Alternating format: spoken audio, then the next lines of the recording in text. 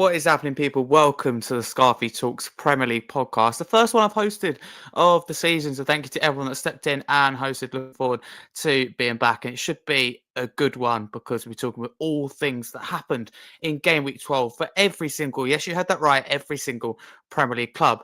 I'm joined by a West Ham fan, an Arsenal fan, and a Tottenham fan tonight. So literally, London rivals everywhere you look, and it's fair to say the London teams were not only in action this week, but a lot happened in the game. So let's introduce tonight the panel that will be joining me. Lewis, thank you so much for coming on. You are a West Ham fan. How are you doing? I'm doing good. I'm feeling good after the weekend, and I'm looking forward to speak about all the games today and what went on. Good stuff. Thank you so much for coming on. That is our West Ham fan.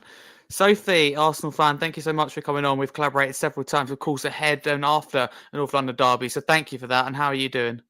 Yeah, I'm really good, and thank you so much for having me on your channel. I can't wait for this tonight. Should be good. I mean, I don't want to talk about Arsenal too much now. I'm only joking. We'll go through Arsenal in great detail. I'm going to be neutral for tonight. Thank you very much. And Travis, sorry to drag you on as a Spurs fan after that defeat. I mean, I absolutely feel your pain. We'll not express it tonight, though. I've done that too many times already. It's got it off my chest. But how are you feeling? Yeah, good, Harry. Yeah, I've got to try and compose myself a bit more tonight. Obviously, other than the other pods that we obviously do for Tottenham, I'm not sure how I feel with seeing the Emirates Stadium tag in the background on Sophie's screen there. But it is a Premier League podcast, so I'll just have to learn to live with it. But yeah, good to be on, Harry, and thank you for having me on the. I think it might be my debut one. I'm not too sure, but yeah, good to be on. It is absolutely. It is my own this season. That sounds crazy. You got your own channel and it's a debut on your own podcast. But the way it's fallen with Spurs and the Content Awards, it means I haven't hosted it so far. But I am back. The two hosts have unfortunately pulled out, and I've stepped in. So looking forward to doing it. I mean, I watch a lot of Premier League football, so hopefully it won't bore you to death, especially with amazing guests on like I've got tonight. If you're listening on YouTube, where it is available live or after, please do get involved. If you are listening live, let us know where you're listening from and hope you enjoy. Let us know what team you support as well, because we'll absolutely be covering them if they're in the Premier League. I want to get into our first game of the weekend. And don't get me wrong, there are better games to talk about in terms of action and what happened. But we start with Burnley versus Chelsea, because it was the first game of the weekend. And Burnley 0, Chelsea 2, for anyone that didn't see it.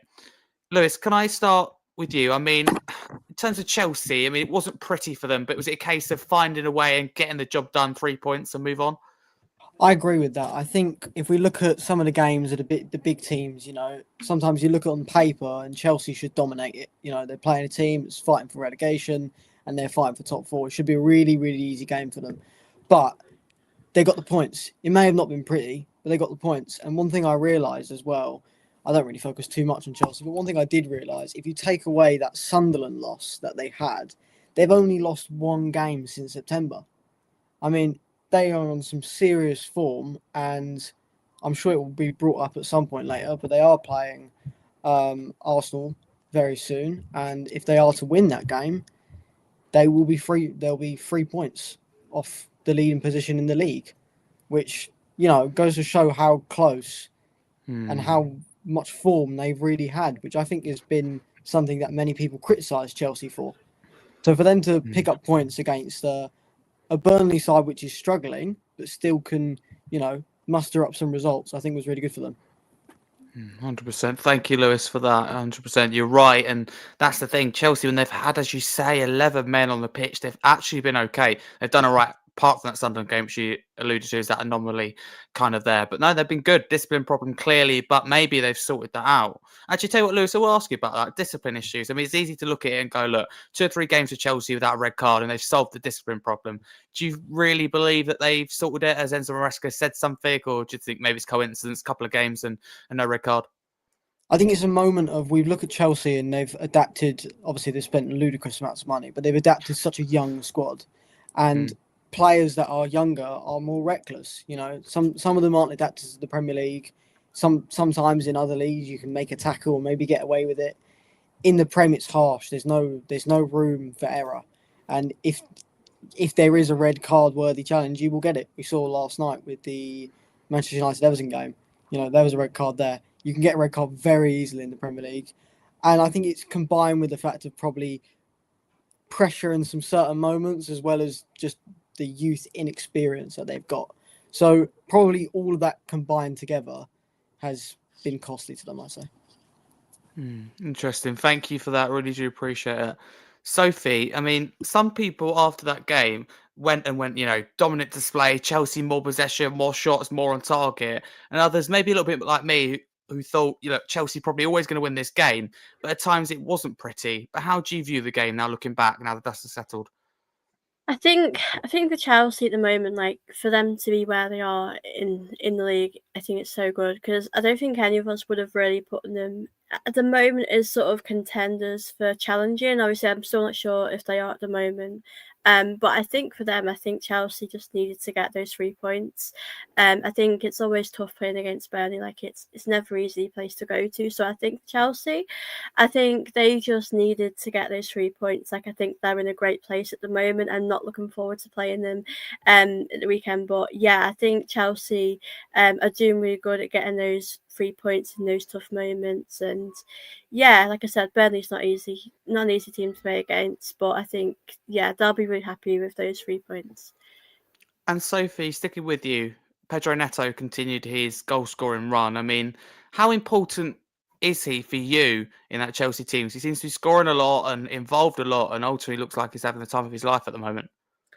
Yeah, he does, doesn't he? He seems to be having like so much fun. And like I said, when Arsenal play up against him, I'm not going to be looking forward to that. But he's definitely a player that causes teams a lot of issues, and I think this season he's going to continue his good form and continue doing what he's doing best. But like you said, he's looking like he's having fun there out on the pitch, and he's definitely a really good player at the moment.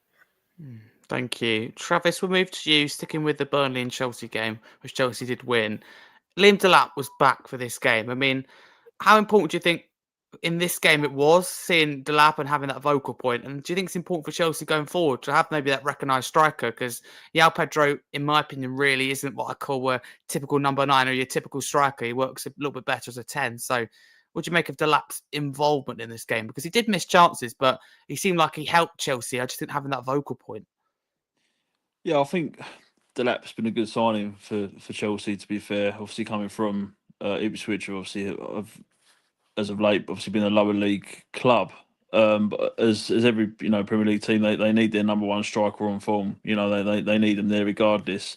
And I think he's been a massive asset coming to Chelsea. Obviously, he's picked up a couple of injuries, but I think he's been a great signing. Obviously, Pedro Neto, as you say, isn't a full on number 9, but I don't think they have any concerns with their strike force when Delap's out. I think they have the backup there that's needed.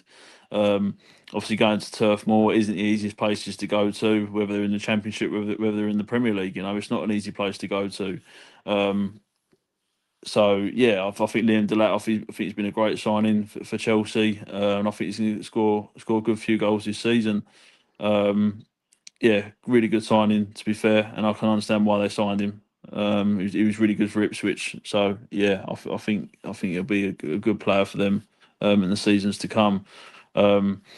Shame about Burnley, really. I think they did bolster their squad a little bit with obviously the signing of Kyle Walker from Manchester City. I thought that was a really good signing, and obviously bolstered their defence, quite a lot. And they've also got Marcus Edwards as well. But for some reason, every time I seem to watch Burnley, he's always on the bench. So I'm not too sure what's going on there, because obviously he did do really well abroad, and obviously he's an ex-Spurs player as well. I was gutted to see him go, but yeah, for some reason he's not getting any minutes. But yeah, Chelsea have they've got their team sussed. I know they had a couple of problems for at the start of the season, in the last season as well. But yeah, I think Maresca's done really well. I think he's a good manager. But yeah, I rate Liam Delap highly. I think he's someone that would fit in well at Tottenham. But yeah, no, I think he's a great little striker, to be fair. Delap's really good. And Travis, thank you firstly, but sticking with you, good weekend for Chelsea overall. Of course, they got that win, that 3 points, move up the table. Like they're focusing on a team in and around them. Like Man City, for example, they lost, and obviously their biggest rivals probably being Spurs lose as well. So for Blues fans, not a bad weekend.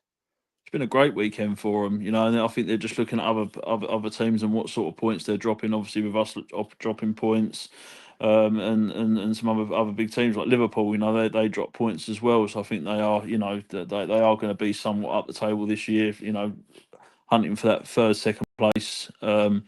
Yeah, I just think they're going to be. You know, we struggle against them every time we play them. They're just a good team, and Maresca's, you know, he's done really well with them. So I don't have any doubts with Chelsea and what sort of position they're going to be in come the end of the season. 100%. Thank you very much, Travis, for that. And we'll move in then to our next game, which is Wolves and Crystal Palace, which ended 2-0 to the Eagles. Come back around to you, Sophie. I mean, let's focus on Wolves initially and Rob Edwards, you know, his first game in charge. I mean, it's not the start that he would have wanted, really, was it? Oh, I think we lost your audio, Sophie. Sorry, can you hear me okay now? Yeah, I think for Wolves, I think it's so tough. They've had such a bad, like they're struggling, they're really struggling. So I think any manager that comes in, I think needs time for sure. So I think not the best result again, but I'm sure they might get a result sometime soon. They need to really if they do want to stay up. And obviously with the relegation zone at the moment, it is quite competitive down there, so I don't know who'll stay up. But yeah, I think Wolves definitely need to get a win, need a positive result, but I think it might take a little bit of time, really.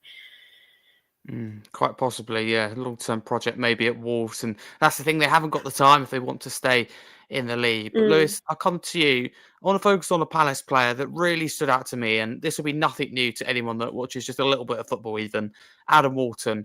I mean, breath of fresh air as a whole, but I just look back at some of the highlights and the clips and the reports. He just looked excellent. And isn't it nice to have a midfield player that plays the ball forward and, you know, is like a forward-thinking midfielder? There's so many fielders nowadays, sideways, backwards. I mean, that type of player, I mean, if you use my club Tottenham or your club West Ham, I mean, how good would he be to have there?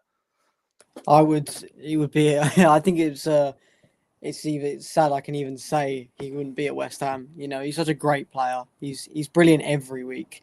And if he has a bad performance, people don't really care because he's so good for so many weeks in a row on such a consistent basis. He's a brilliant player and a lovely guy. I think he has been a really big staple piece for Palace. There were some rumours of a few teams after him in the summer window that's just been. Liverpool was sniffing. Rumour was Spurs were lingering around interest. You know, there's always going to be teams interested in those top players when they're not at, unfortunate to say to Palace, at the big clubs, a bit like Declan Rice at West Ham. It was, you know, he was always going to get linked when a move away. So I'm sure Palace fans will be subjected to that for a very long time until either Adam Walton commits to a very long contract there, or if he were to, unfortunately for them, move away. But he is such a good player, and he's become that staple piece in that Palace midfield, which Glasner's built around.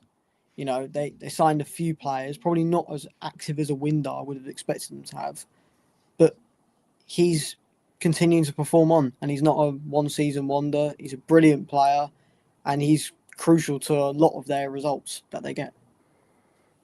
100%. Thank you, Lewis. And I'll stick with you again if you don't mind. I mean, Wolves, do you think they looked any better? Because I looked at that and thought, I think they created more chances, and it's early days, and again, but they haven't got the time. But did you think there was any signs of improvement or any positivity or anything they could just take out the game moving forward? I think it's tough. It's really tough to look there and pick out some positives for Wolves. They've got good players. They've got good individual players, but it's, for whatever reason, it's not gelling as a team. How relentless were Newcastle at trying to get Strand Larsen, you know, and now his name's barely mentioned, you know, because he's not scoring. They are really feeling the loss of Cunha in the summer. He was much more than a goal scorer for them. He was the person who was creating the chances, and he's what made Strand Larsen great. And they've just struggled ever since. They've gone spiraling down. They gave a poor manager a 3-year contract extension, which pretty much shocked everyone. I think it shocked Wolves fans even.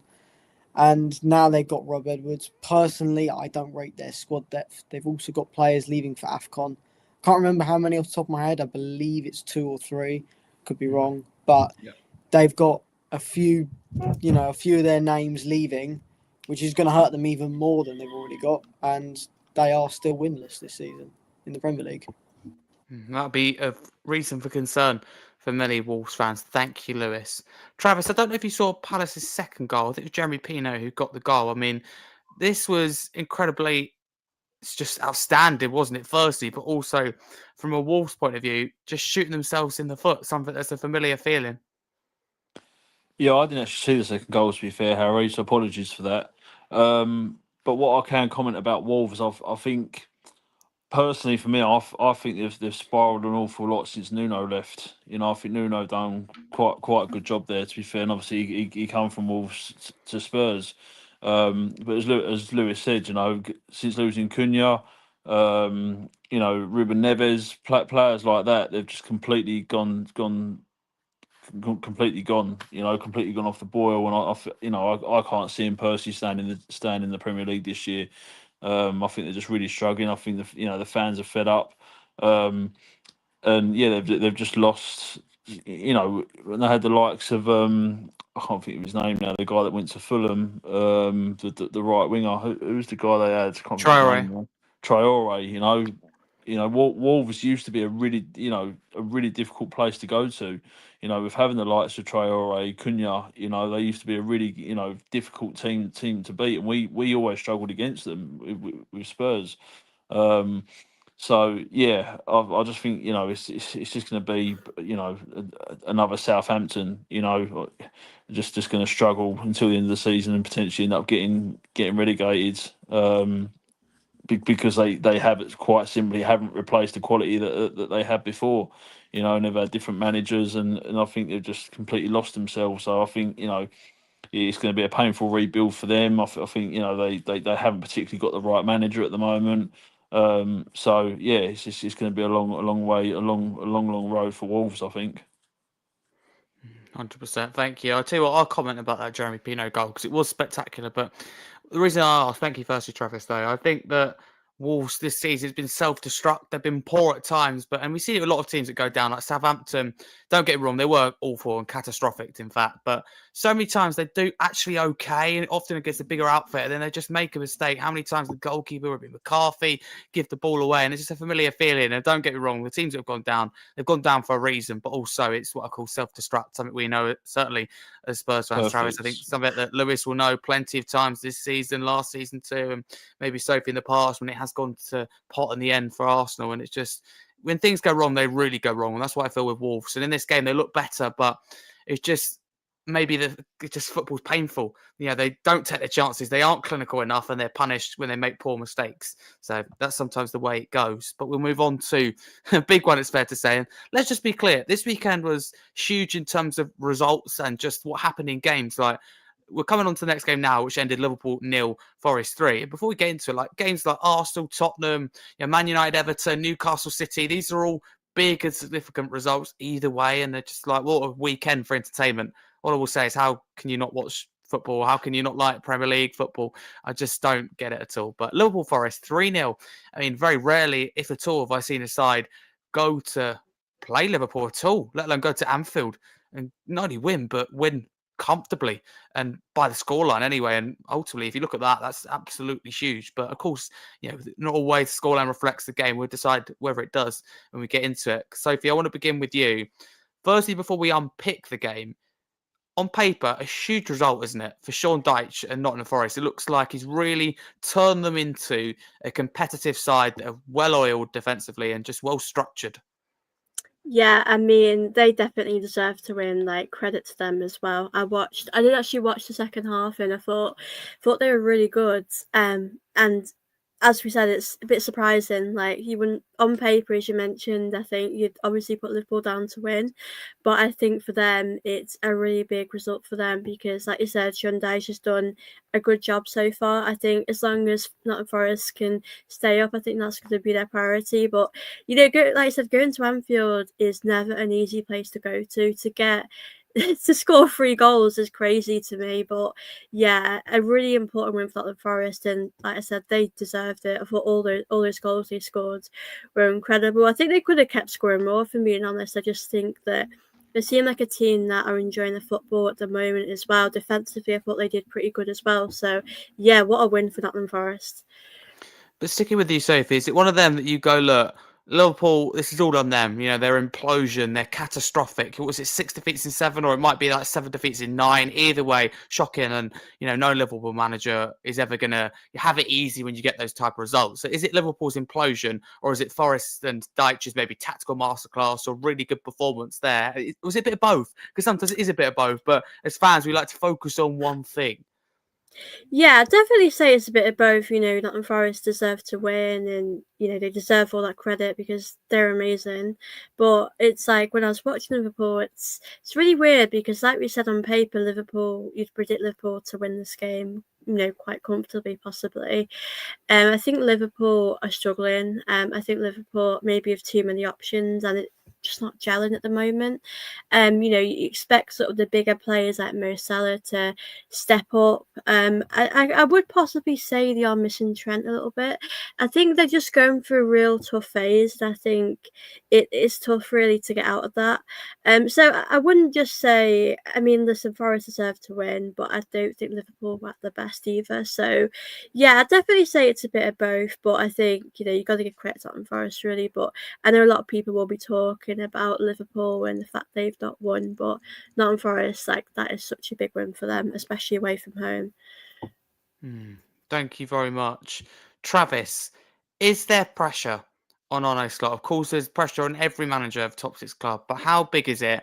And do you think he can turn it around, or will he be out the job before he can? It's something I've been thinking about quite a lot recently, to be fair, Harry, because I think, you know, football's football, but obviously let's not forget that Liverpool lost Diogo Jota to that absolutely horrendous car accident.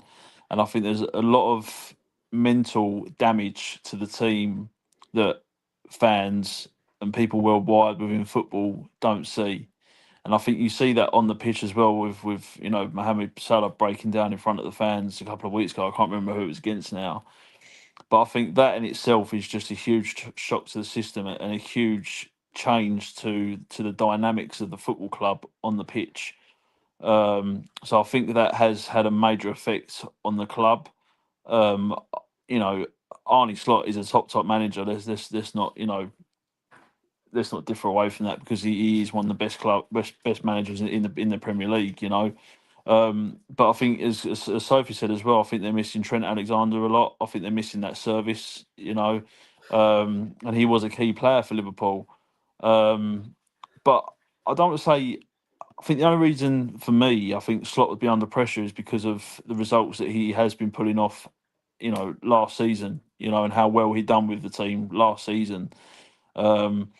So yeah, I wouldn't say he's fully under pressure. I think there's other managers in the Premier League who are under pressure, but I wouldn't say he is top of the agenda at the moment. I think the club just need to kind of, you know, try and get through what they're going through with the loss of Diogo Jota, you know, and that absolutely awful effect that it's had on every footballer personally, you know, whether you play for Liverpool, whether you play for the Portuguese national side, you know, or whoever you play for.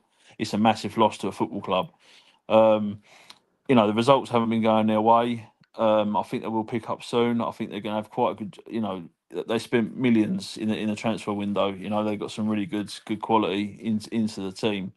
But yeah, I don't think they're going to struggle. I think they're going to be okay. I think they've just got to get through a lot as a football club and just get back to where they know they can be. You know, Anfield is probably one of the hardest places to go to in the Premier League. Whether you're from abroad, whether you're playing in the Premier League, whether you're playing in a cup match, it is a really difficult place to go to. And I think Arne Slot is the manager for Liverpool, personally, for me. That's interesting to hear. Thank you, Travis. Again, appreciate your honesty. We'll come back to you on this game in a little bit because I want to talk about it a bit more. But Lewis, in the meantime, I'll come to you because I want to stick with Arne Slot. What should Liverpool do? Because he will be under pressure. But do you think that they will really sack him, or surely he gets a little bit more time to potentially turn it around, or at least show some more promising signs than they have done? I think it's fair to say that anything can happen in football. You know, I mean, you're only as good as your last game, unfortunately, in football. And even though you can have great success, it still doesn't get taken into account in current form. And the truth is obviously Liverpool are not performing anywhere where they should be. They spent a ludicrous amount of money, and unfortunately for them, that money that they've spent hasn't worked. If we look at the individual, obviously the two big individuals would be Wirtz and Isak, both of which haven't really, well, they haven't proved themselves. They haven't lived up to that price tag they were paid for. Isak was absolutely glued to scoring goals for Newcastle, but he was in a glued system, which primarily focuses him as the output for Newcastle, which is why he scored so many goals. All of the wingers and the midfielders were tailored to his needs, and that's why he scored a lot. Not saying it's not a good striker, but it's the fact that at Liverpool he doesn't have that, which is why I think he's struggling a lot on form. And these big money signings are essentially hurting Arne Slot and the way he goes into games and pretty much everything. He's under pressure for sure. You can't say he's not under pressure, but it's probably one of those questions that the Liverpool board are thinking about. Maybe is, let's say we did sack him, who do we get? You know, who's going to walk into this thing and who's going to walk into this team and try and help us fight to win the Premier League? Or is it best to just go through this little hardship period that we're currently facing and hopefully, well, probably not next match week, for my sake, but the week after, you know, try and kick on and see what we can do with him in the league? And could they get back to where they were, or is it just unfortunately a bad tale for him and it has to end there? No, that's a very good point there. Lewis, if I can stick with you, if you don't mind. Forest, their first goal, Slot was unhappy. Not many Liverpool fans or players complained at the time. But yeah, apart from the goalkeeper, who felt, along with Slot, that he was obstructed. So I don't know if you've seen it, but if you did, what do you make of that? For me, is maybe not too much in it. Are they clutching at straws a little bit?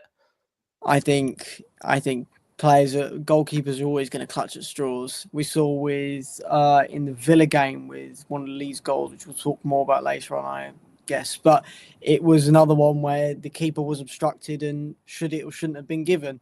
It's one of those, keepers will always exaggerate it, and I think, in my opinion, it might have been something in there, but is it enough to really call it off? I think it's a little bit touch and go. And even in my eyes, even if we disallowed that goal, Liverpool was still played out the park by Sean Dyche. I think it was, just to quickly go on about it, I think it was an absolutely brilliant performance from Dyche. It was a classic Sean Dyche game. It was a masterclass. It was set up defensively, get them where we can, and they took their chances. Liverpool had more shots that game, but Forest had more on target.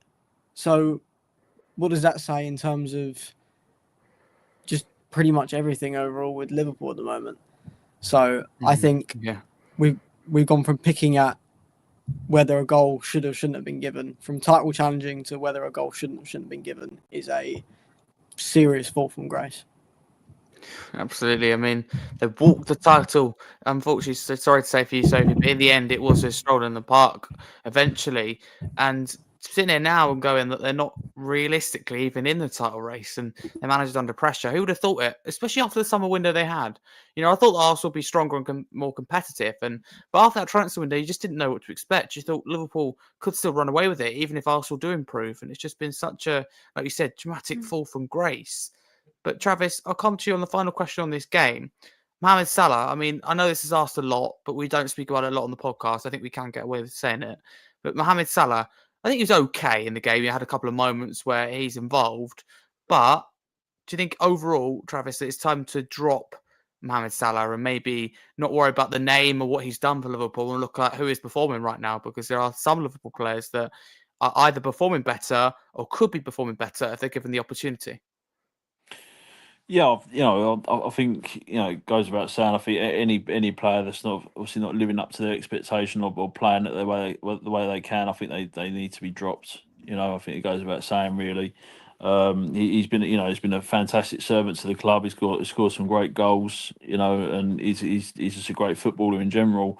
But if you take Salah off, how much does that change the dynamics of the team? You know, an awful lot goes through Mohamed Salah. You know, whether that's the crossing, whether that's the goals. Who do you put in that spot? You know, as Lewis said, you know, Isak isn't really playing up to his potential. You know, Verts isn't playing up to his potential. I think Ekatike, I think he's been brilliant since going to Liverpool. You know, but I think, I think if a player isn't playing to their full potential and playing how they should be, I think they should absolutely be dropped. But then, what does that boil down to how the player feels and the reputation of that player? You know, and what sort of games do you drop them for? You know, do you drop them for a game against Manchester City, or do you drop them against a game against you know, Wolverhampton? You know, it's just it's one of them. But yeah, I think, you know, it's a difficult one because he will score goals. He will cross in decent balls. He will as I say, there's a lot that goes through Salah. You know, there's an awful lot that goes through him. So yeah, it's a tough one. But yeah, I wouldn't say him dropping for a full match. Maybe bring him on as, you know, for a second half or something like that. I wouldn't take him off for a full match. I think that's quite ludicrous in itself, really. But yeah, I think maybe he does need a bit of a wake up call. Thank you. Appreciate that. Again, very honest. So that's what we want on the pod. Moving into, as you can see by the banner there, the next game, Fulham and Sunderland, which ended 1-0 Fulham at Craven Cottage. Sophie, can I kick it off with you? Would you say that is a much needed win for Marco Silva and Fulham? A turning point, Yeah. maybe? Yeah, definitely. I mean, I think Fulham over these last few seasons definitely have improved, and I mean, I think they've been quite a tough team to beat. I think especially with how they're doing at the moment, they definitely needed that win. I think you just need those 3 points, especially when you're going through a bit of a tough stage, especially with the manager. Obviously, I'm not sure, if he'll stay long term, but I think he's done a pretty decent job. Obviously, last season, this season, I think you want to continue doing how good they did over these few seasons. But yeah, I mean, Sunderland as well. They're a tough team to play against. It's so tough. So I think Fulham as well, getting a clean sheet, getting those 3 points, I think that's exactly what they need. And I think from here they just have to keep building on that. Hopefully, go on a good run now. But it's so hard because the league is so competitive in all different top 4, top 6, the relegation zone. So it's so tough. But yeah, happy for Fulham. They got a win they absolutely needed. Absolutely. Before we continue, Fulham fan and fellow friend Barney's in the comments who says, it was a game in which we very much dominated, he says. 24 shots, 6 on target, 2 one-on-ones. I was beginning to think it's going to be one of those days. We controlled possession, kept our shape really well. And also big up to Jay, of course, not a Fulham fan, he's a Tottenham fan. He says, good evening, panel and chat. But Barney goes on to say from his original comment that Fulham were defensively very sound. Bassey and Anderson, he says, a real presence at the back, supported brilliantly by Tete and Ryan Sessegnon. Interesting. Okay, I'll come to you, Travis. How big a result do you think it is for Fulham? Because they're hanging dangerously around that kind of bottom 3, in and around, can they really kick on now? Because it hasn't been the start of the season that they would have wanted or expected, really. Yeah, I think B's been absolutely buzzing for this. Good evening, Barney. How you doing, my friends? Always good to have you on. Yeah, I think it's a great result for Marco Silva. Sunderland have been absolutely fantastic. So to go and nick 3 points against Sunderland with the way they're playing at the moment is massive. I think Ryan Sessegnon, as he said, has been absolutely outstanding. Yeah, it might have been 1-0, but 3 points against Sunderland at the moment is huge. It's they're not the easiest team to play at the moment. So yeah, I think Fulham are a well set out team anyway. They've got some really good talent there with Munoz, Sessegnon, Bassey is also good. Yeah, I think it's a great result for them. I'm not too sure where Fulham are sitting in the league at the moment. I haven't actually had a look, but I know they aren't doing too bad. So yeah, great result for them. Great result for Marco Silva. Sorry to interrupt. They're 15th, Travis, but they were, if they hadn't got that victory, they would have found themselves in the relegation zone. To give you an example of how important that win is. Yeah, so that's massive. To be 15th and to go and get 3 points against Sunderland, who I think are in the top half of the table at the moment, is massive. Yeah, I don't know why Fulham are 15th, because they are a good team on paper, but here we are. But yeah, I've always rated Fulham anyway. Another difficult place to go to, Craven Cottage, not the easiest place to go to at all. So yeah, they are a good team and a hard team to beat. Yeah, they certainly are. Thank you. Appreciate that. Lewis, I'll come to you before we move on to our next game. I mean, Fulham were on top all game. I mean, the stats say that even if you didn't watch the game. But was it a case of Fulham being rewarded for their resilience against a tough opponent in Sunderland, who have started the season very well? I think so. Yeah, for sure. I mean, one of the things that Fulham have struggled with against, the sides they've played so far this season, is that consistent level of threat and being able to produce chances that actually have a chance of going in, rather than just pot shots. But against Sunderland, they were relentless, and as was mentioned by a comment, was that sometimes it's not their day. Sometimes it's teams, they have loads of chances and it just doesn't want to go in the net. Fortunately for them, they dominated Sunderland.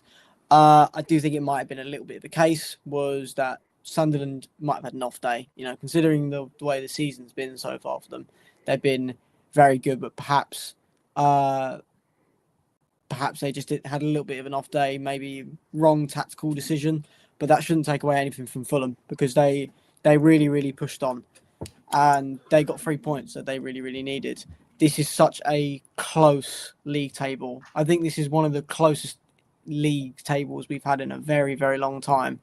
Bar Wolves, everyone is, just a 1 or 2 wins away from each other, and you can suddenly find yourself, if you were to win 2 or 3 on the bounce, you could find yourself going from 14th to European football.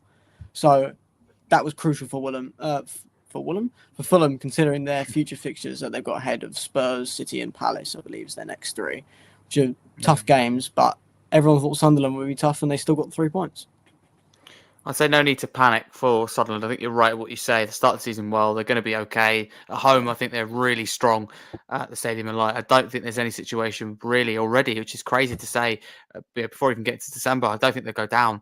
I think it's a case of, can they keep with the other teams in and around the kind of top 7 or 8, or realistically they're going to find themselves in the bottom half, probably more than likely. But even they take that, I think. Well, they would have at the start of the season, but Lewis, I'll stick with you because we're talking about West Ham. 2-2 draw against Bournemouth. I mean, an absolutely crazy game. To give some people some context, within 35 minutes, West Ham were 2-0 up, which maybe you didn't think you'd be in that situation before the game. So before we get into it, I mean, in terms of what happened, do you think overall there is 2 points dropped, or is it a point gained in? And I mean that in terms of at the start of the day, would you have taken a point? I'm sure you look at it now and are probably frustrated. I could be wrong. I did actually. I wouldn't say, personally, I wouldn't say I'm frustrated. I actually predicted before the game that it would be 2-2. Obviously, it was one of those where I would have taken a point before the game, but in the manner we got the point in, I'm not too happy about. But that's the way that football works. In my eyes, personally, it's 1 point gained and 3 games undefeated for us in a row, which is probably something a lot of our fans wouldn't have believed could have happened towards the beginning of the season, because one thing I've been saying to a few people is that we went from not being able to get 2 shots on target in a game to scoring 2 goals, which sounds quite small as a Premier League team and quite low, but considering what we were dealing with at the beginning of the season, I think it's a great step. We did make a lot of mistakes against Bournemouth. We should not shy away from that. Nuno has admitted to a few mistakes he made. We shouldn't have gone so defensive so early. It was something we've done in recent games, which makes sense because it's to close out the last 20 minutes. But when you do that from halftime onwards, you are opening up a world of potential pain. Unfortunately, individuals like Kilman have cost us again.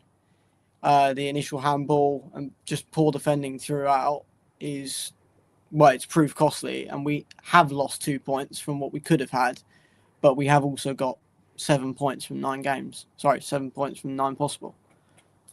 And in that case, do you think that he's come in, Nuno, and done a really good job? Because I mean, of course, it was slow initially, wasn't it? Look at the first 2 or 3, but do you think now he's really maybe set across his principles? Because the Nuno side is very good. We saw what he done at Forest, and ultimately, I think it's unlikely. If I'm being honest with you, this is coming from Spurs Fan, by the way. I think you're unlikely to go down. I think if you ever find yourselves in that situation where it's going to be tight, I think you'll be okay. But I recognise there are teams that are going to, this year it's stronger, isn't it? It's more competitive. So, a couple of questions for you. What do you make of the job that Nuno's done? And secondly, do you still think there is a risk of going down?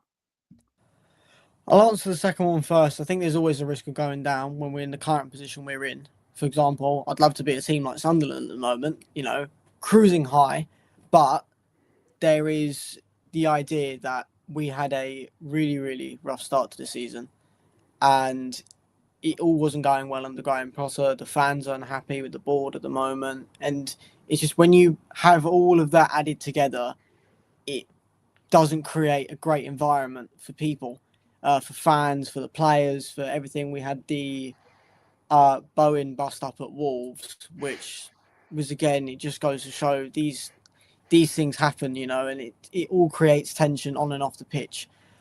So there's always a possibility, but going off the job I think Nuno's done, his first game was a draw against Everton, which was a very tough game. We were the first people to score in their new stadium. And also, if you look at what he had to deal with, was he then had Arsenal, Brentford and Leeds. And unfortunately, the risk of having a new manager come in during the season is that it can cost you because you don't know what your best team is. And he almost had to use, it sounds so poor, but he almost had to use those 3 matches as pre-season fixtures in terms of to figure out what can and can't work. He's walked into a team, he doesn't know what the players have. Even Graham Potter didn't know what he had. We hadn't really figured anything out. But he's come in, and after 3 games, he found his defensive midfield pairing that he's able to work with Paqueta in the 10, and then Fernandes and Potts in the 2 holding defensive midfielders that shift around across the games. But he's found that quite early on. His first game he found that was against Newcastle. We won, same against Burnley, and now we've picked up a point against Bournemouth, which was very much needed. It's interesting. Thank you, Lewis. Let's get your thoughts as a West Ham fan with your club being involved in the game. Thank you.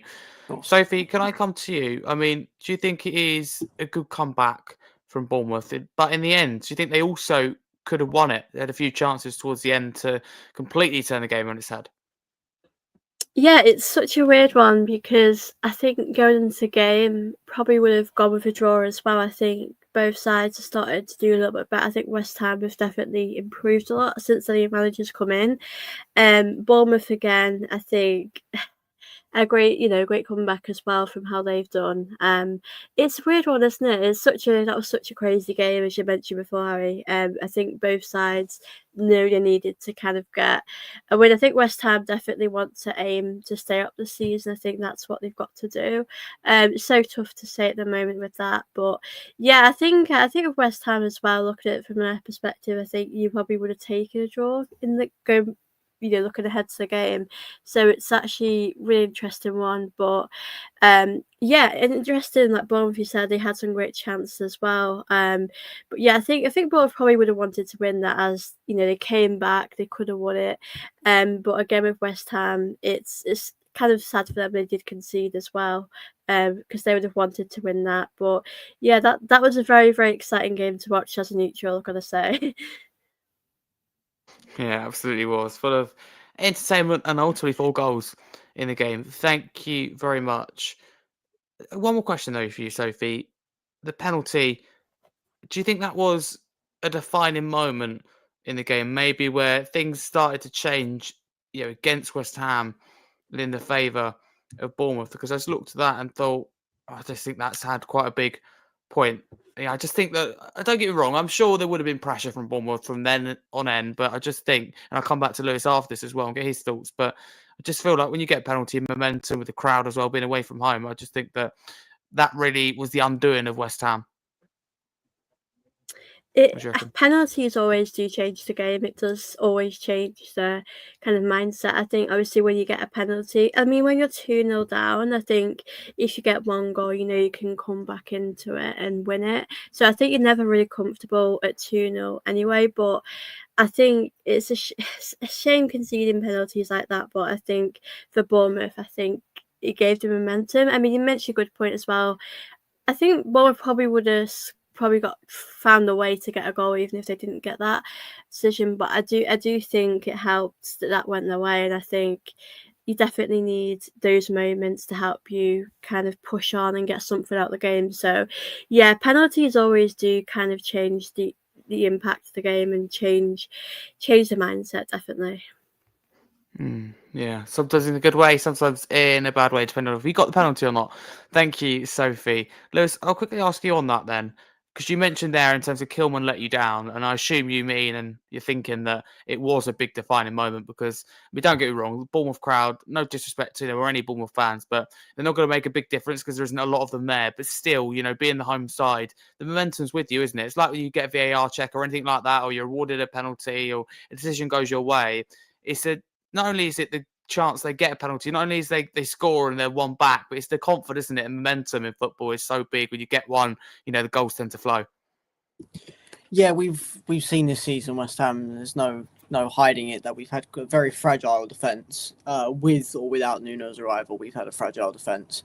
It's had a lot of criticism, rightly so.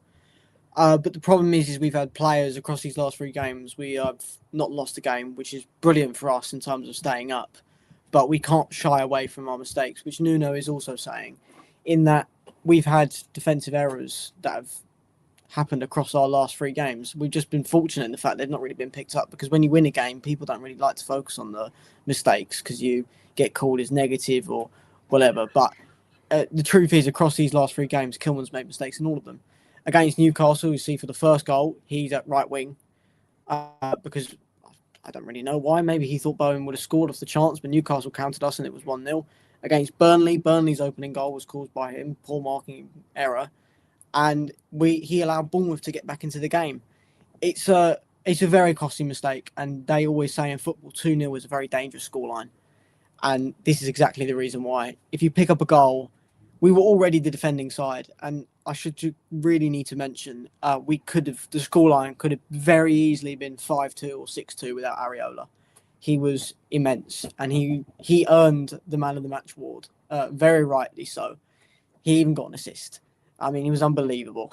He was simply unreal, but conceding that penalty was so costly.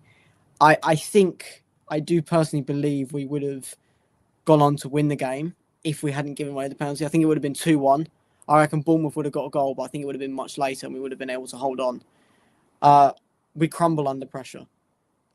We've done it with this defence for a while now, and it's shameful to see, but it happens and we need to work on it.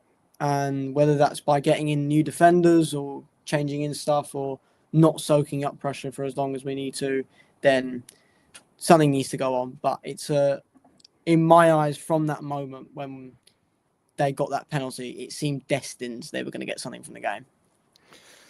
Yeah, it's interesting you feel like that as a West Ham fan, because that's what I picked up as well. Thank you.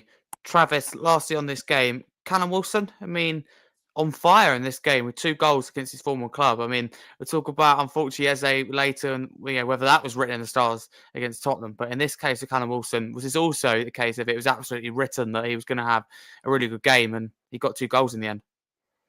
Yeah, I think I'll stick to the Callum Wilson question, to be fair, H. Yeah, I think it's just one of them, innit? Your old player scoring against your former club, I think that's just the way football goes sometimes, isn't it? But yeah, on paper, West Ham have got a good team. You got your Lucas Paqueta, you got your Jared Bowen. There's a lot of players in there that are good footballers. And I think maybe not this season, but I think next season. I think when Nuno really gets to grips with what he wants to do with the club, I think they will be competing a lot more than what they are now.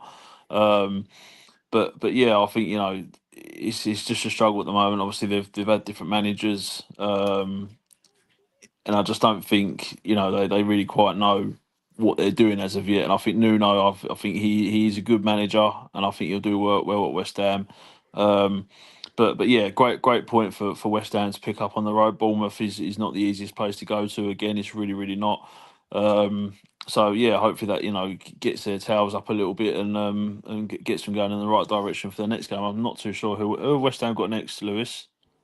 Liverpool. Okay, all right. Well, yeah. Well, that could go either way, couldn't it? Let's be honest with the way Liverpool are playing at the moment. But is it Anfield? No, it's at London Stadium. It's at West Ham. Okay, yeah. Again, that could go either way. I think that'd be quite a good, fascinating game to watch. To be fair, but yeah, let's wait and see. But I think next season, I think West Ham will do a lot better than what they are at the moment.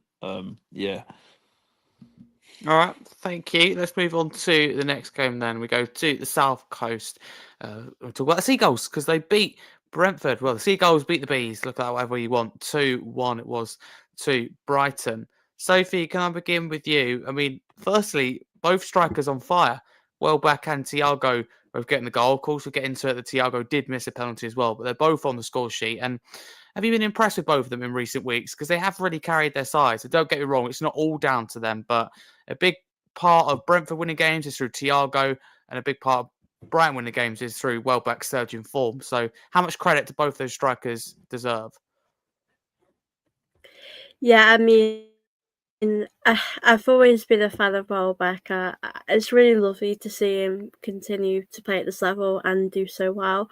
I think he's really underrated. I think he's a really big player for Brighton. I think those two strikers are really massive for both clubs. If I'm being honest, I think in this game it's difficult. I mean, I think Brighton want to continue going up the table. I think they're not in a bad place at the moment. Brentford, I think they're about 13th, possibly. I think they're a little bit lower, so they'll want to kind of maintain where they are and go up the table a bit higher. But I think both strikers are so crucial for both the teams. But like I said, I think I love watching Danny Welbeck. I think he's brilliant, and it's great to see him play at such high level, at the stage still. And yeah, he's doing really good, and a really good win for Brighton. They just need to keep it up. And I mean, the Premier League, as we said, it's so competitive, so you never know how each games are going to go, but Brighton definitely doing good.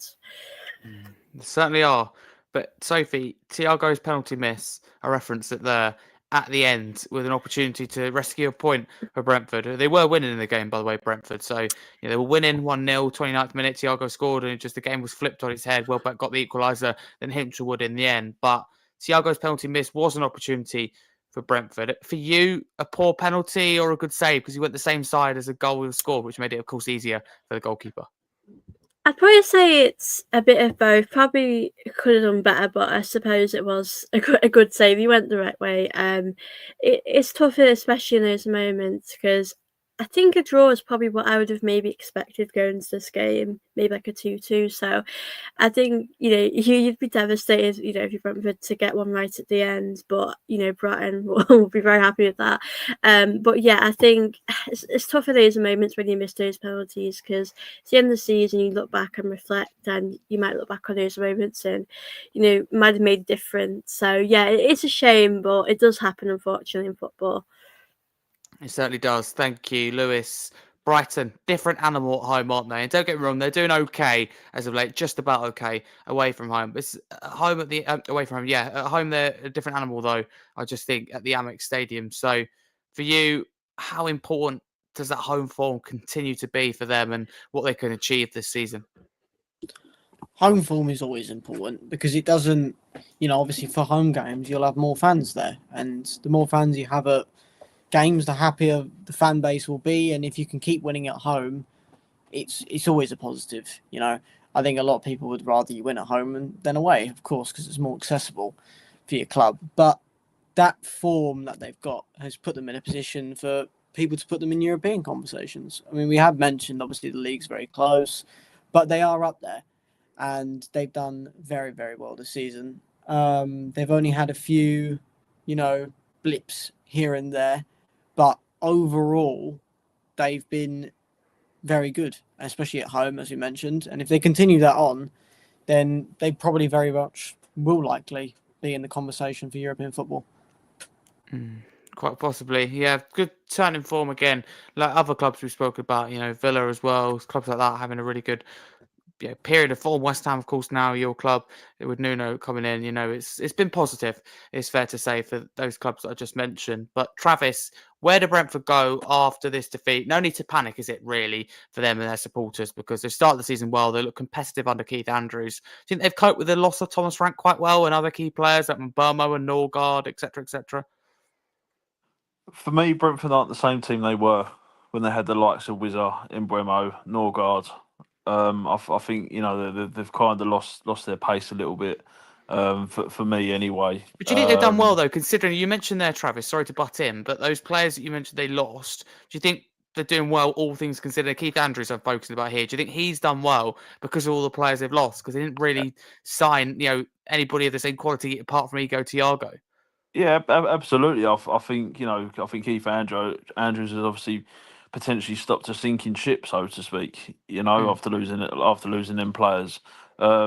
So yeah, I think he has done well. And this Thiago, he's absolutely fantastic. Obviously, I know he missed a penalty against Brighton to secure a point, but this Thiago looks absolutely fantastic. I didn't know too much about him till obviously he come to Brentford, but I think he's done really well. He scored some really good goals.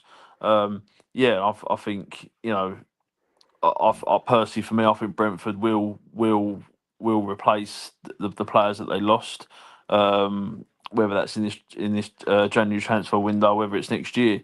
But yeah, I don't think Brentford are a bad side. I just think they've been unlucky to lose the players that they have. I think Bremo was probably one of the worst players to lose. Obviously, with being how good he was at Brentford, and obviously Wizard as well.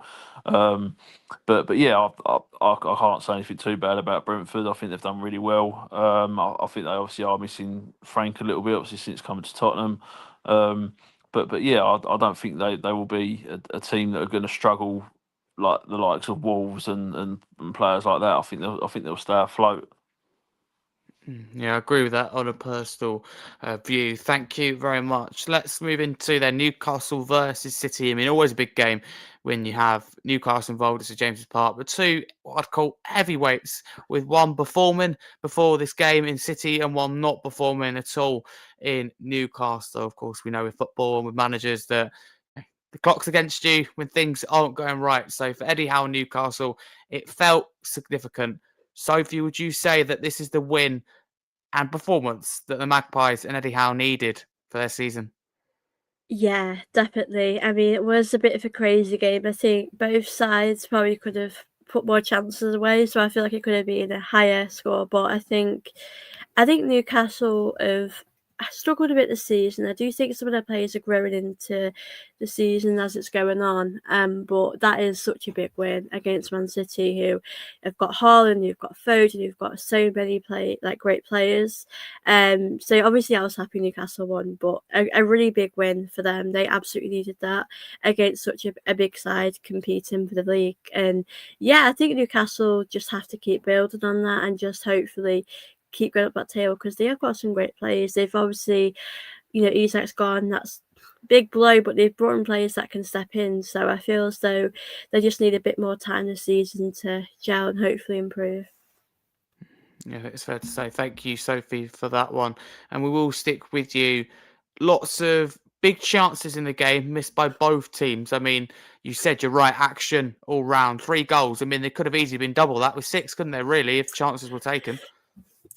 It was crazy. I was watching the highlights of that game, and it like you said, it could have been like 5-4 to Newcastle. Like, it could have been one of those games. But I think, Newcastle getting that winner, I was really hoping they would stick on, winning, and they obviously did hang on for that. But yeah, I think it was a very competitive game. Obviously, Newcastle need to be winning, and Man City want to sort of chase Arsenal down with the league. So yeah, that was a crazy game, but a really good win for Newcastle.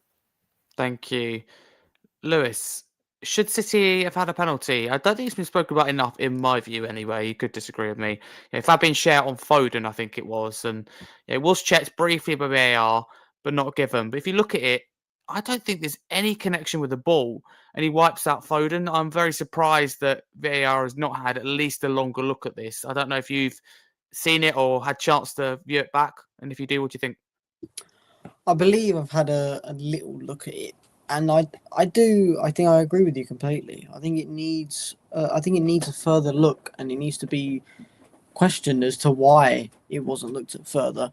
You know, it's these small decisions that can lead to very big things. We see, obviously, they've lost that game. They've lost their confidence. That could have been a goal. That could have maybe got a draw, reinstated some sort of confidence. And Manchester City have just lost 2-0 to Leverkusen in the Champions League. You know, it's another further knock in confidence. So, point being is these small decisions could have big lasting impacts. I really do think it should be something that should have been looked at further. Yeah, sure. Thank you very much. And Travis, what do you think this game means in terms of for Newcastle, for Man City? So if you'd like to sum up both clubs, what you made of them so far this season, and where this result kind of leaves them, and what it means going forward, is it significant in your view? Yeah, I think City for me are one of them teams at the moment. Is like you look at the games that they're playing, they're like yeah, they might win. You know, it's hard to judge really. I think they're not where they were. You know, and I think for Newcastle they are. Eddie Howe is a fantastic manager. He really is, and I think you got the likes of Harvey Barnes. You know, the guys just come out of nowhere, and he's smashing in goals for fun now. And obviously they replaced Isak with Walter Marday, and I think he's been really good since coming to the club as well. Yeah, I think Newcastle in general are just a really good club, and I think they've got some really good players and some real potential there. But City, they just I don't know. It's like I can't really put my finger on it. They're just they're not where they were. 2-3 seasons ago. I think they're just off the boil a little bit, and I don't know why that is. I don't think their injury crisis has been too bad. I know obviously Rodri's back now. Also, I know they lost Kevin De Bruyne, but they've still got a fantastic side. Obviously, I lost Edison as well. And now they've got what's his name in goal? Donnarumma, yeah. So they're not a bad side at all. They're one of the best teams in the Premier League. They're just not where we'd expect them to be on the pitch and where they are on the table at the moment. But Newcastle are just absolutely fantastic. They're a real joy to watch. And just got some really good talent. So I think, both clubs, I think they've both got the potential there to obviously, climb up the table and get further up there and start winning things. And just a great 3 points for Newcastle to obviously go to the Etihad and nick the 3 points. I think they are a good force and a really good team to watch. Travis, thank you. A significant result for sure. Thank you very much.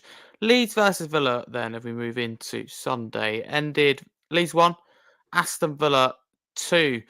It's an interesting one, this, because peaks and troughs, game took several swings, let's just say. And Lewis, if you don't mind, we'll start with you.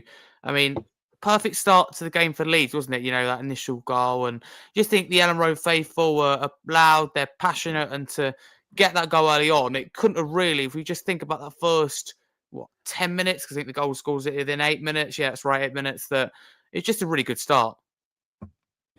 Yeah, it was a really good start for Leeds. They needed the good start because I think from a few of the games I've watched, they've really struggled to get into the game a lot. So when the game's all settled down and we're talking about the 30th to the 60th minute, that was really crucial middle point in the game. They've really struggled to get involved and really make a big impact, and often end up conceding a lot in between that time.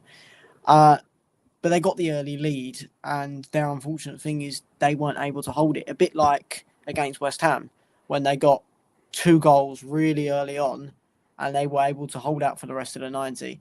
But unfortunately, they weren't able to do that against Villa. They certainly weren't. Lewis, stay with you, my friend. how important do you think the Leeds home form is? I did briefly say there, but they want to stay up, of course. How do you view that chance? And do you think it is directly linked with that home form? I think it could be directly linked to that home form, but it's looking tough. You know, there was a whole big thing before the beginning of the season if they should sack Daniel Farke, the manager, and there still is a conversation about it. They lost 3 on the bounce, and their next 3 games are Manchester City, Chelsea, and Liverpool, which on paper it looks like they're about to, lose 6 games in a row, which, well, that screams relegation. That is relegation form. Does that mean they will get relegated? They have to pick up wins, and they have to start doing it quick, because otherwise this gap will form. The gap between relegation and safety will start to form, and they could be in some trouble. So they're going to have to really rely on home form. They're really going to have to try and hope their fans get behind the players and hope that's their 12th man. I mean, Leeds and in particular and Road certainly, is in my good books at the moment after a Football Content Awards. So, so the place that I like. So I've got to be speaking good about it. But thank you very much, Lewis. But Sophie, Daniel Farke, Lewis mentioned it there. We've got to talk about him because there is, I don't want to say increasing scrutiny like it's like, through the roof, but there are conversations which Lewis put across really well. There were strongly for about a week, wasn't there, before the season, as he mentioned again there. But right now it seems to be picking pace after every Leeds game. This will only add to his woes. Do you believe, just your opinion, Sophie, that Daniel Farke is the right man to keep Leeds up? It is tough, isn't it? I mean, I do think Leeds will probably stay up. I think it's so difficult at the moment because obviously West Ham has started to do better, Nottingham Forest doing better as well. So I think it doesn't help them that other teams have started to pick up points. I think it possibly can help them stay up. Obviously it's tough, isn't it, when you come into the league because it's so competitive now. But I think Leeds. I think they need time. I think it depends how the results go because I think if they struggle to lose in the next, struggle to win, and go on a bad run in the next few games, I think you do have to make a decision quite quick because obviously we'll be halfway through the season soon. But I think for Leeds, I think they'll probably just have enough to stay up, but it is so tough because, like I said, other teams have started to pick up points in the relegation zone, but I think it's going to be really tight for that. Yeah, it'll be interesting. Come the end of the season, come May. Thank you very much, Sophie, for that. Travis, Aston Villa, much improved side, clearly, from the start of the season. What do you think their turning form is down to? Is it just a case of starting slow, new players coming in and, just generally taking a while to get going after summer? But do you think this form will continue for Villa? Because they are consistently getting results at the moment. Yeah, I think Villa are on a bad side. They're really, really not. And I think their manager won't let them slip off the boil, so to speak. I can't see that happening with Emery personally. For me, the best thing to come out of Ellen Road was you, Harry, and your award. That's probably the best thing to come out of that place. So fantastic. But I just. Villa, they've got Buendia. They've got what's his name, John McGinn. He started playing really well. He's always been a good player, but I think he's really got a lot of potential, and I think he's really come through the worst. I can't see Villa doing bad this season. That they haven't exactly got a severe injury crisis within their squad. They've got a great goalkeeper, obviously, with Emiliano Martinez. I've got nothing really to say that's bad about Villa. Leeds, as Lewis and Sophie said, I think Farkas. I don't think he's going to last. I think Leeds get through more managers than anything. But it's a shame because they were good. They were good in the Championship when they were there. They've done really well there. Obviously, hence being in the Premier League now. But they just haven't got that to be competing in the Premier League for me. Obviously, they've got Dominic Calvert-Lewin from Everton. That's a greit signing. I think Calvert-Lewin's a pretty good striker, but I just don't think that they're off the boil to be competing for that middle part of the table. Whereas Villa, I think they're just that extra step ahead of where Leeds are. Interesting. Thank you. Really appreciate that, Travis. And also, we'll give you one more question while I think of it, actually, top of my head, because Morgan Rogers, it was at the double in this game. Of course, a player that's previously linked to your club, my club, Tottenham. I mean, how big is he for Aston Villa? Recently committed a new deal. I just think that he just is so important. Villa have lots of good players. You mentioned them there. We have Buendia, McGinn. You go on and on. There's just a couple you mentioned there. But Rogers really, he's up here, and he really good. Rodgers is superb, and I think Villa will be quite lucky to keep hold of him in this transfer window. I think there'll be a lot of teams pining for him and wanting him at their club. I'd love him at Spurs, and I know there was a lot of speculation around him coming to Tottenham. But obviously now he could be signing this new contract with Villa.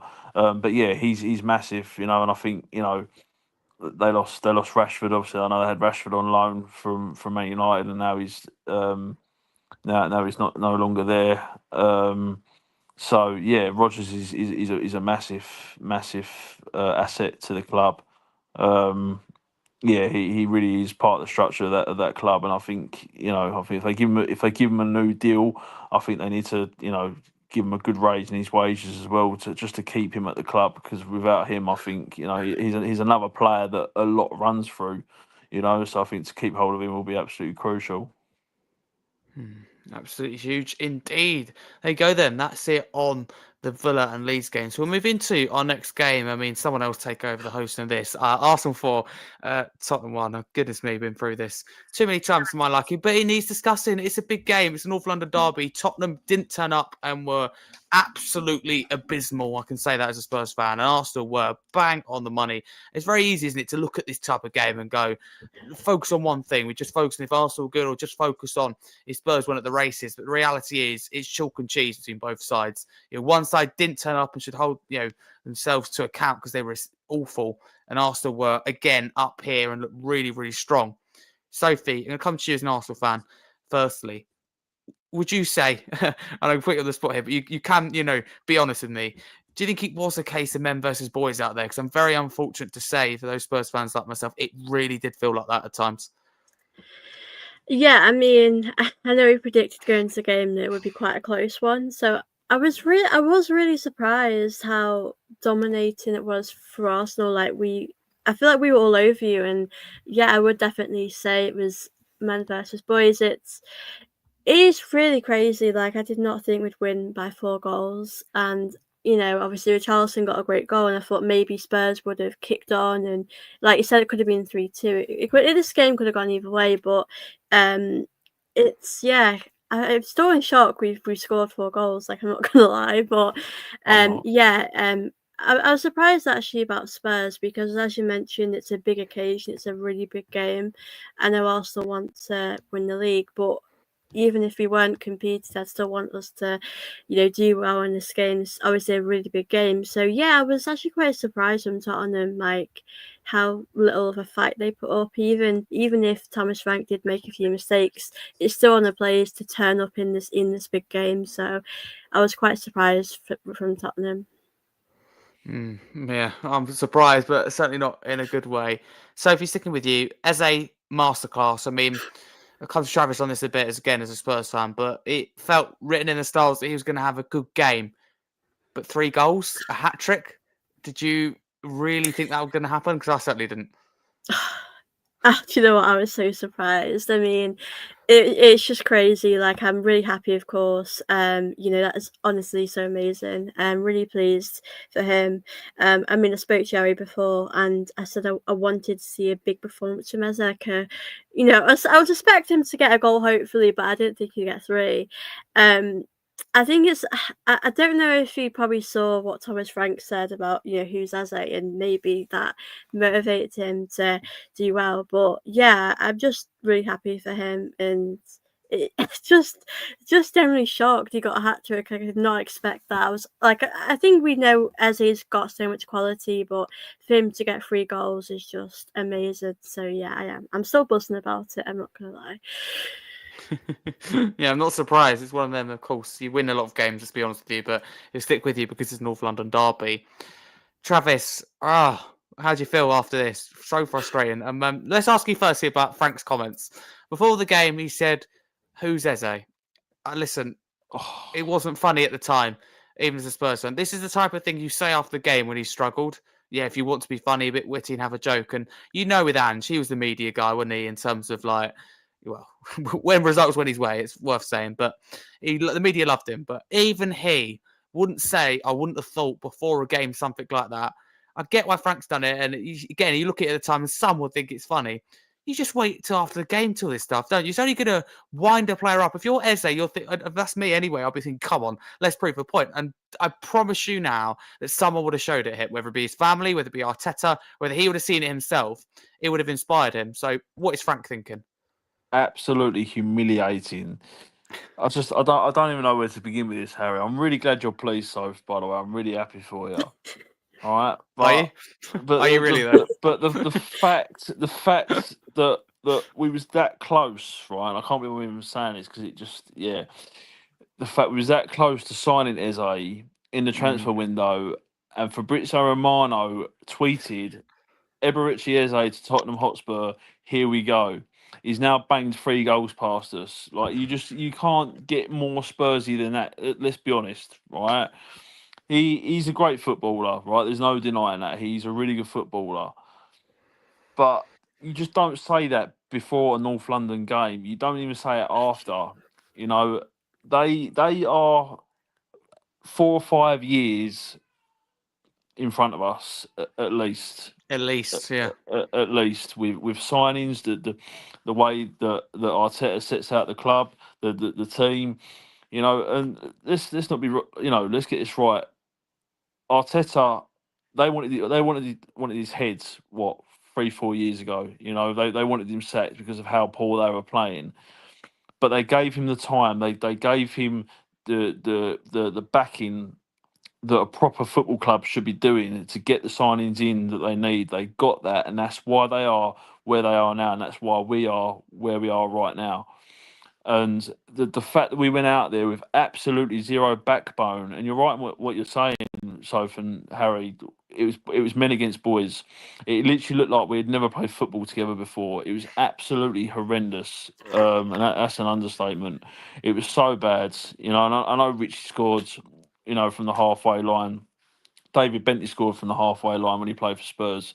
You know, it's happened before, but for Richarlison that can't hit a barn door at the moment, I just looked at my dad and I just laughed because you would not expect that from Richarlison the way we was playing in that game, you know, and there was just zero passion there. There was no backbone. There was nothing for the whole 90 minutes. I don't think Frank set up the team correctly. You cannot play Bentancur and Paolini in the same midfield. I've always said it needs to be either Paolini or Sarr, Bergvall or Sarr, or Paolini and Bergvall, or you know, but you can't play Bentancur and Paolini in the same midfield. You just can't. They're two players that sit too deep. I know Paolini does push forward a little bit, and he has got, you know, a good couple of goals, and he's a fantastic footballer. And I really hope we get to hold on to him because he's good, and he's that player that we've been screaming out for a long time. But to lose 4-1 in a North London derby, you know, and just it's not the fact we lost; it's the way we lost. You know, and that is the worst thing about it, you know. And yeah, it's just, you know, I couldn't even listen to Frank's, you know, after match speech because we've heard it before. You know, Ange was the same. It's the same every year, and they are miles ahead of us. But this is what happens, as I said earlier. This is what happens when you back a manager. You give them the support and the backing that they need to get them to where they are now.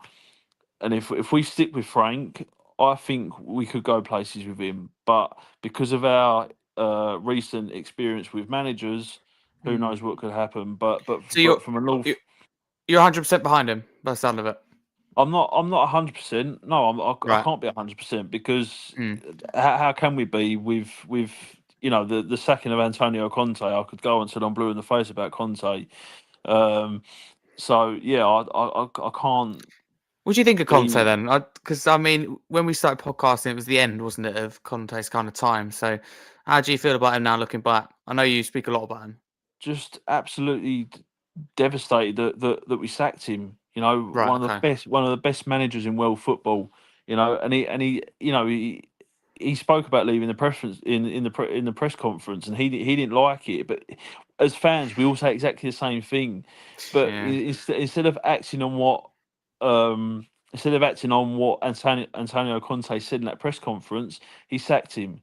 That's just absolutely ludicrous from from the club and what we could have got out of Conte, because for the first time in my life, apart from when we signed Harry Redknapp from Portsmouth, he was so exciting. The fact that Antonio Conte even come to Tottenham, that's just huge in itself. Obviously, I know we're not talking about Conte, but it's I said to my dad, I'd rather lose a cup final than lose to Arsenal. Because of the history of how Yeah. far back it goes with the North London derby. It's massive, absolutely huge. So yeah, and as I said, it's not the fact we lost, it's how we lost, and it's just another North London derby that we've lost. It's just abysmal, absolutely abysmal, and the whole team was wrong, and just the passion and the desire that was just not even there. It was just non-existent. And from a fan point of view, and I'm sure I speak for most Tottenham fans here, just to have to sit there and watch that, the amount of money that fans pay to go and watch the North London derby, they're not the cheapest tickets in the world. They're a Category A ticket. They're an absolute fortune. That's without your travel. That's without your food and drink. And I know we've spoke about that before, Harry, on previous pods. But people spend that thousands of pounds to go and watch a North London derby. For that to happen, it's just it's humiliating and not on. We need to really dig deep and think about where we're going to go in the future. Yeah, Travis, agree with you. As a Spurs fan, well said. I mean, I could ask you literally, no joke, about 300 questions after that game, but I will ask you one more before we move on from what you have to say. But Thomas Frank, we spoke about his comments, but after the game, he said, look, we'd like to apologise, we weren't good enough, blah, blah, blah, said all the right things. And then he said, it's important to remember we finished 17th last season. I was talking to Sophie on her channel about this before this podcast. Factually and technically, he's right. But he fails to mention that we won a European trophy last season. That, for me, feels like the blame game. Without bringing politics into it too much, it's a bit like, you get a new government come in, we've seen it at the moment, and they look back at the past. It's a kind of blame game. We see it a lot with politics, whatever party, etc. It's a blame game. It feels like Frank took that approach. Maybe he's been watching too much politics in the lead up to the budget and has gone, look, I'm going to copy these ideas and look back and kind of self-deflect. That's what I get. And some will look at it, Travis, and go, that's good because it means he cares and he's maybe saying that out of frustration. I don't view it like that. I view it that he's looking for excuses and he's got to take accountability as the Tottenham manager. He got it wrong and the players didn't deliver either. Absolutely. He's looking for excuses, and you shouldn't have to apologise to your own fans because of the 11 players you put on the pitch and the performance that you put out there. There should be absolutely zero apology whatsoever. We've heard it before. Ange done exactly the same thing. Oh, we played poor today. Apologies to the fans. The fans pay out thousands of pounds to come and watch this. We've heard it time and time again. And it's just running dry now. We did finish 17th last year. Yes, we did win a European trophy. But how have we moved on from that? We haven't moved in the right direction with that. We're not competing. We're not up there in the top five, the top four. That's what big teams do. You go and win a trophy, you push on, you go and win the next one, you go and win the next one. You secure your spot for Champions League football. The only reason we got Champions League football is because we won that European Cup. That's the only reason why we won it, and we finished 17th. How can you finish 17th but still go and win a European Cup and end up in the Champions League? I've just never heard anything like it. But there we go. Yeah, thank you. And Lewis, I want to get your thoughts on this before we move on to our final game. Firstly, can anybody stop Arsenal? They're absolutely on fire. I mean, let's be honest with you, and this is also a criticism of Spurs. You wouldn't know that they missed Gabriel, and you wouldn't know that they had Mourinho up front. And Spurs got injuries too, but just to give that as an example, you have a midfielder up top, and you miss I think, their best defender, and you wouldn't even know. You wouldn't literally know at all. And that's, says volumes about the depth and quality of this Arsenal team, I think. Look, Arsenal have been very smart. You see on the recent transfer windows when they've got buying players, they're not hedging their bets. They're not spreading it all around and trying to sign 1,000 different players. They've got very specific targets, and when they see them, they want them, and they do anything they can to get them. They might buy a reinforcement here and there, but for example, they wanted Madueke, they got Madueke. They tried to get a few players, but they wanted him, they got him. It's very simple with Arsenal. And that's how they've worked with injuries as well. They've got backup. Every single time you've seen Arsenal get an injury, it's almost they just kind of shrug it off. Gabriel's injured. Oh, no. Right, we'll look to the bench. We've got someone to replace him. Oh, we've got another injury. We've got someone else to replace him. They've developed this thing of time. We spoke about Arteta and how much time he's had.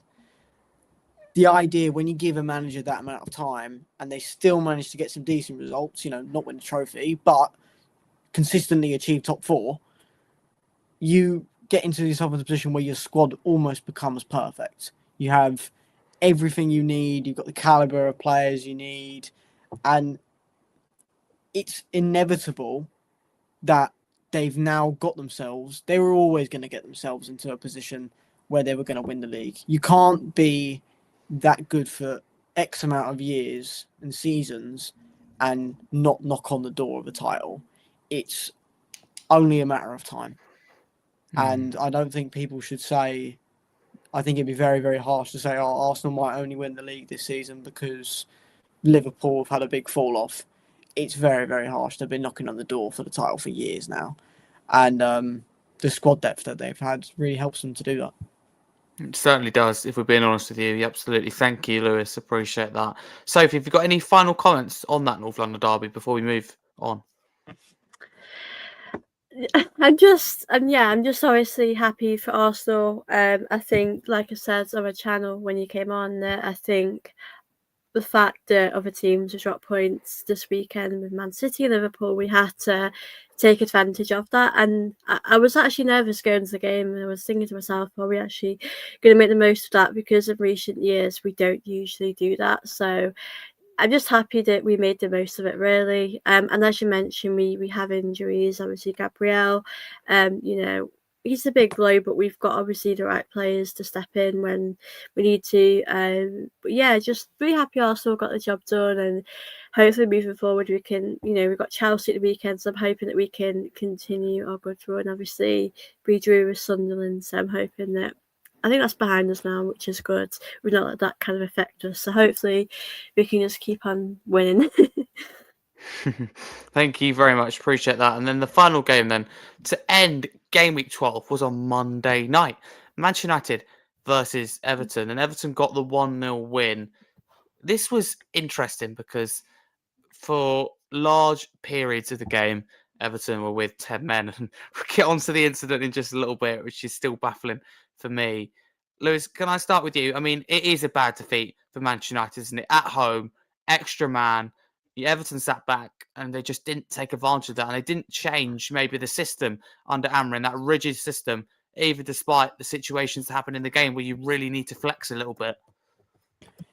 I agree. And I'm really surprised at how almost unprepared Manchester United were, especially Amrin, in the terms of that. Look, as a West Ham fan, I've been watching David Moyes football for years, and no matter the success in the season that we had, whether it was fighting for Europa League or whatnot, we always went to a top 6 club and sat back and defended. And all we did was we sat back, tried to hit them on the counter, get a lucky goal, and try and scrape a win. And there's nothing wrong with that. That's how football is sometimes. But I'm surprised that Manchester United didn't expect that in a way. I'm really, really, really confused in just as in you see they just kind of relentlessly went there. Everton obviously got the goal, great goal, but I'm sure that'll be spoken about more. Brilliant finish, but then they sat back. Obviously, with 10 men, you'd expect that, and they Manchester United looked lost. They didn't know what to do. They just lost. 100%. They just looked, no ideas at all. And that is really concerning for United fans who will look at that and go, we struggle to be optimistic now about the rest of the season. But quick pause as we discuss the final game because Sophie has got to go because it's gone on longer than I told her. So apologies for that, Sophie. Went into That's all injury right. time. Dodgy referee. I said that. Really, really dodgy referee and host. But where can people find you on the socials? Thank you so much for having me on. It's been lovely to chat with all of you today. So looking forward to the next one. But yeah, if you want to check out my stuff, you can find me on YouTube, Gunnar Gossip TV, where I chat about Arsenal and a bit of England, a bit of the Premier League as well. But yeah, thank you so much for having me on tonight. And yeah, looking forward to the next one. Thank you. A real pleasure to have you on as always, Sophie. Thank you so much. And have a great Thank you so evening. much. You too. Bye. No worries. Thank you so much. But we will continue. And Lewis, I want to stick with you because you are making some interesting points. But if we shift the conversation to Everton, because it is Everton's night, or it was Everton's night, I should say, and let's take absolutely nothing away from them. How good were they? And what a huge performance that was from David Moyes' side. It is not easy for any club to go to Old Trafford and defend the way they did in such a excellent way. But what I thought was brilliant was how Everton, sitting back, but they sat back and they got the ball and they pushed up. They may have not created many more chances, but they managed to get the ball and push back in and gave Man United frights, moments of frights. There were few moments towards the end of the game I really thought Everton could have doubled their lead, which would have sealed the deal. But they were sat back in such a great way, so tactically brilliant that no matter what substitute would have been made, Amorim was absolutely clueless. And that was all thanks to David Moyes. To David Moyes. And he thoroughly deserves his first ever win at Old Trafford in the Premier League. That's the thing.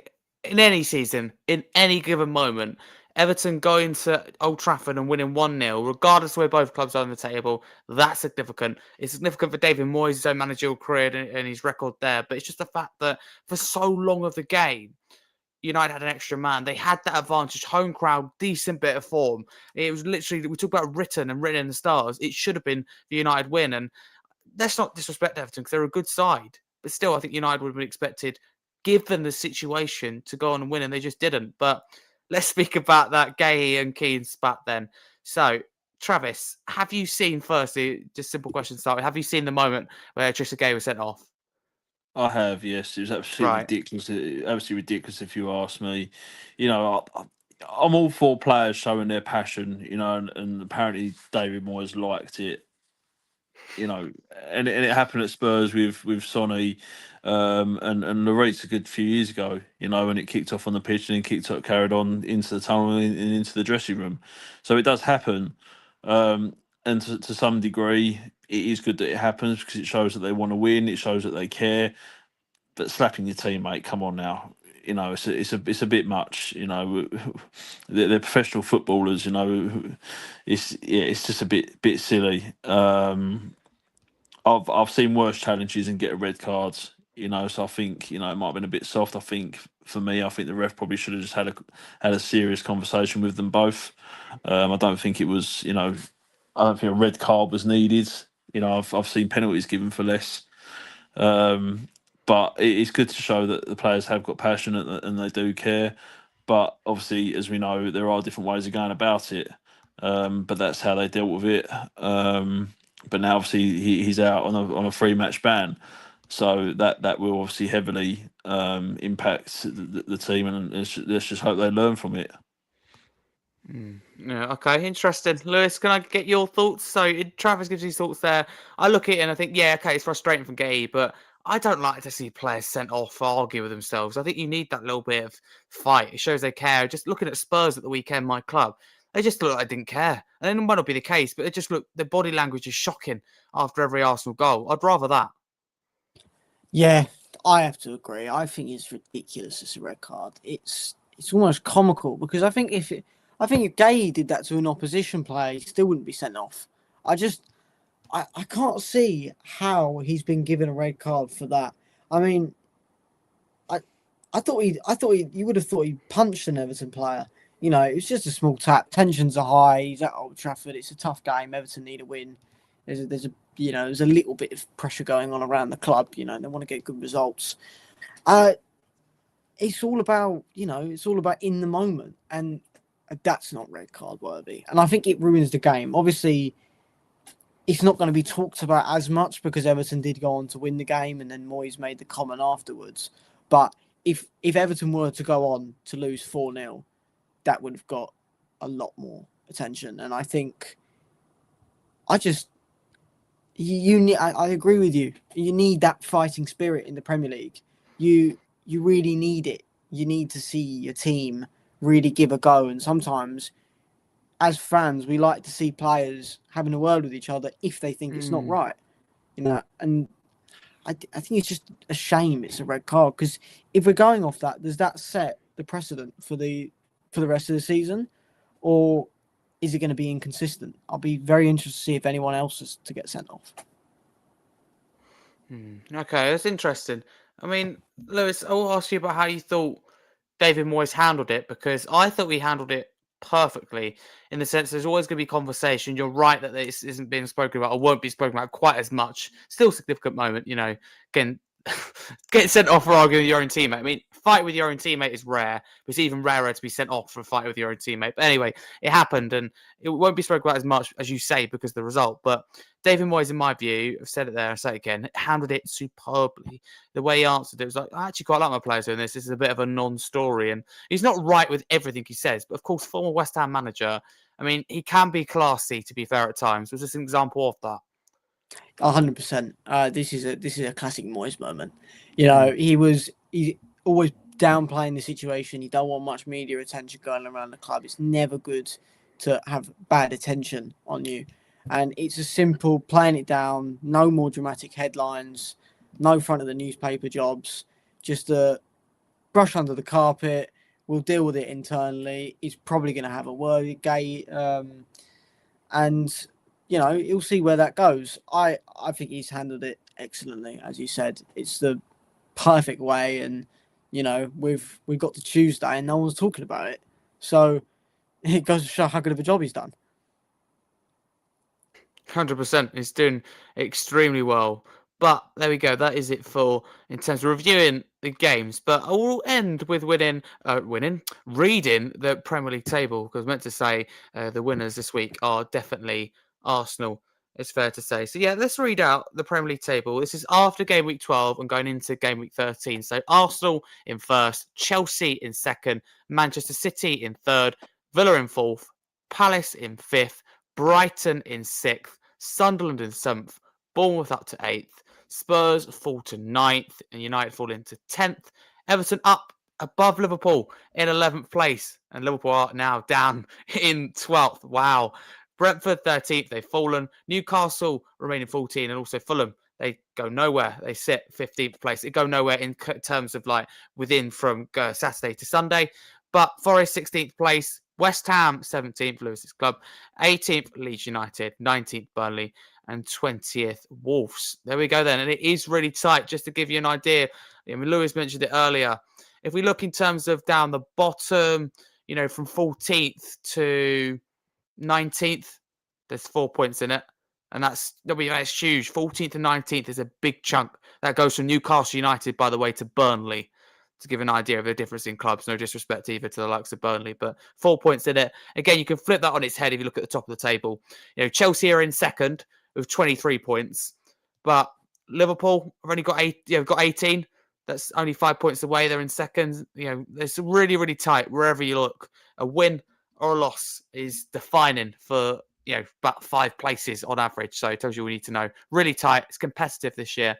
But that wraps us up for the Scarfey Talks Premier League podcast. Thank you to everyone who's listened, who's contributed, and has got involved. Great to be hosting my first one of the season. I'll be continuing it for the foreseeable future. for now, anyway. But Lewis, thank you so much for coming on as a West Ham fan. Best of a bad bunch, should we say? But no, you're really great. You're welcome back on Thank you. anytime. Sorry, I couldn't help myself. Where can people find you on the socials?